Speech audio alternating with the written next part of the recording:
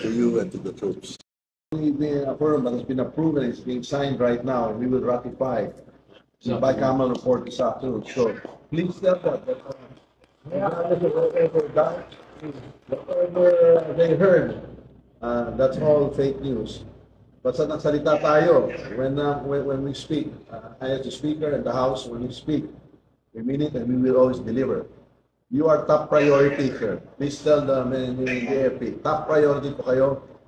And we are fully committed to support all of you and to keep your morale high and to always take care of you.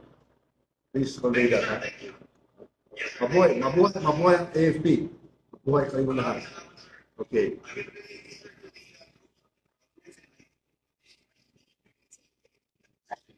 So that decide here in the BICAM, it will be ratified tonight in the plenary.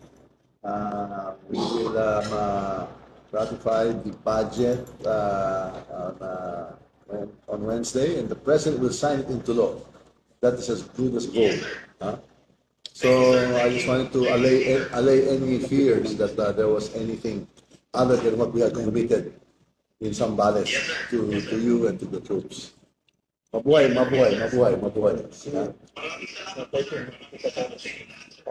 We look forward to our fellowship on the 13th.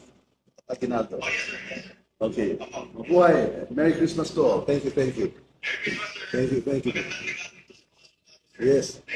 More will be coming. We'll be looking for more ways to support the troops. Assure them.